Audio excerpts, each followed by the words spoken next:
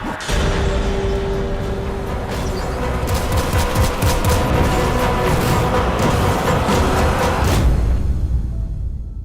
guys, what's up? It's Jules here for What Culture, and I've got a brand new review just for you. Today we're digging deep and going hunting for Skaven with Vermintide 2. But is the game gonna make your heart skitter, or is it just a bit grimoire? You're welcome for that pun.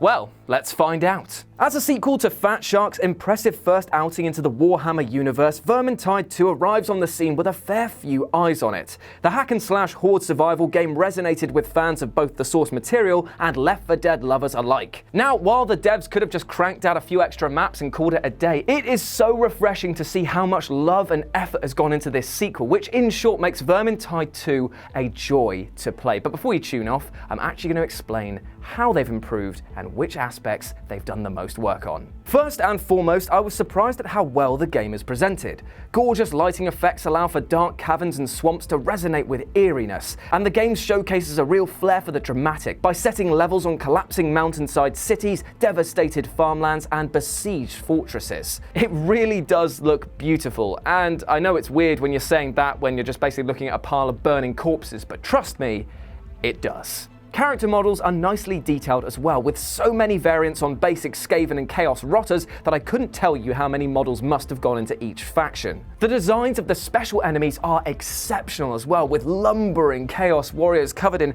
disgustingly brutal and well-defined armor, and the spawn of Chaos literally making me feel sick to look at.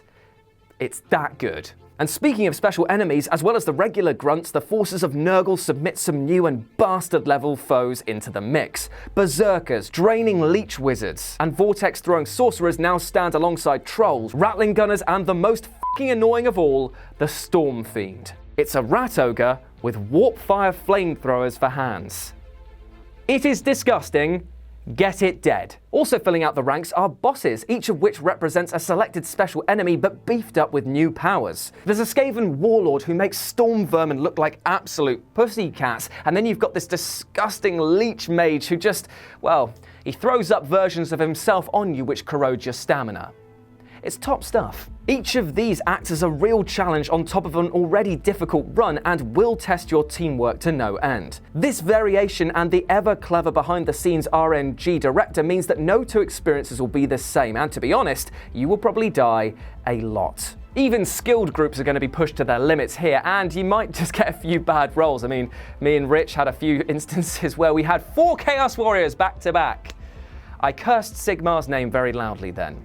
I am a blasphemer. But don't worry too much though, as even though the odds are always stacked against you, Vermintide 2 has also buffed up each of the 5 heroes. Each character now possesses a passive and active skill which can be triggered in a pinch to turn the tide. They range from forcing enemies back to unleashing homing magic to being able to rush right through groups. Adding to this are 3 class options for each character. These all change the passive and active abilities of your chosen person, which means that effectively you get 15 heroes instead of 5. Which is brilliant because it changes the entire gameplay mechanic. In the first game, you could find yourself completely surrounded and just left-click and hope that you get out of it. But now, with these special abilities and the combined forces of your team, you can really make for some pretty action-heavy sequences. And everyone loves empowerment. That's a good thing. Combat is so satisfying. Each thud of your weapon and thwip or crack of your ranged weapons rings out loud, as does the coming horde when that ominous bell or horn blare. The sound design in general is fantastic, with an impressive adrenaline-fueled soundtrack rising above the clash and clang of armor. The targeting and hitboxes are on point here as well, being wide enough and generous to make sure that you can basically hit an enemy if you're just swiping in their general direction, but being fine enough on your end to allow you to dodge or parry incoming attacks. I especially love the fact that if you focus strike on an enemy limb, you can do damage to that. They'll react to it. So for example, if you've got Skaven with a shield, you attack him on this side, he'll stumble, you can get inside there, and basically you can just hack his fucking legs off, hack him to pieces, just hack him down. There's your head. Oh, shit. It creates a balance of power that leaves you feeling energized throughout the levels. But don't get me wrong, you're still going to get slaughtered every now and again. Losses don't feel empty, however, because the loot and reward system here is really well implemented. We're done with the loot dice system from the last game, and here it's a more fair system where loot is determined by fixed amounts for each tome, dice, and grimoire you find, as well as modifiers such as whether or not you use quick play. Each chest will net you new weapons, equipment, scrap, or deeds, which are challenges imposed on you for a set level. Like completing Against the Grain, where there's a horde every minute. Yeah, I did it! With all this loot, you're likely to get some duds, so the game allows you to smelt them down and make new stuff, imbue your old gear with new stats, and even move special abilities from one piece to another. And all of this combines to create a desire to go back to already completed levels to hunt out all of the hidden tomes you missed the first time around. And it's not likely that you're going to get bored anytime soon, as with 13 levels and all the previous mutations you can add to them, plus the announcement of mod support in a month or two's time, there is so much content here that it's going to consume your nights for a fair old while. And the levels themselves are incredibly varied. You'll be doing tasks such as destroying doom bells, disrupting rituals, trying to align weird kind of puzzle piece power things. That was an odd one, but either way, you're never going to feel like it's the same activity twice. You're constantly expanding your characters, leveling up and crafting new gear that it's so refreshing to return to previous maps and charge through it with ease. And when that happens and you can just tear straight through, you know it's time to up the difficulty and start all over again. Multiplayer connections seem stable, load times feel non-existent, and the game ran super smoothly for the most part. There was 1 or 2 hiccups on launch, but I never struggled to find a game, so all in all, this is a highly polished project through and through. In fact, the only bit of criticism I can level at this is down to the plot. Now see, I'm a massive Warhammer fan. Well, I say I'm a massive Warhammer fan. Anything pre-Age of Sigmar I'm pretty much top dog for. So I was very, very excited to see the Chaos teaming up with the Skaven, two of the biggest nasties that I actually played as a kid.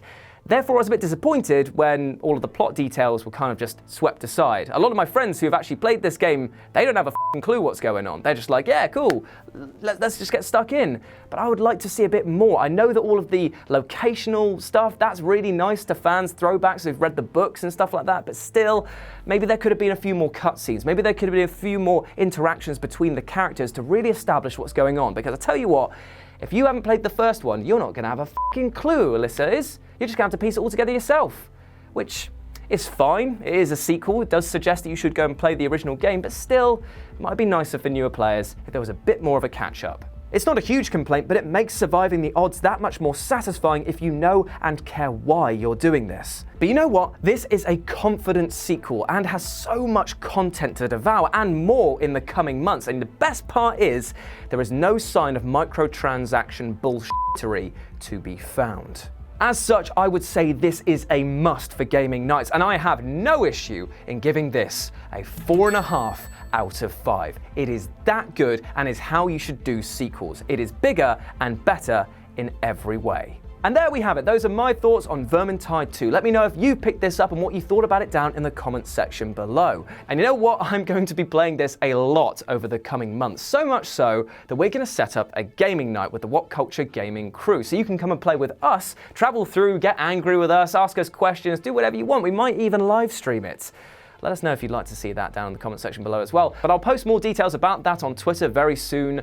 You are welcome. As always, I've been Jules, you've been awesome. Swing by whatculture.com for more news and articles like this every goddamn day, and I'll speak to you soon. Bye.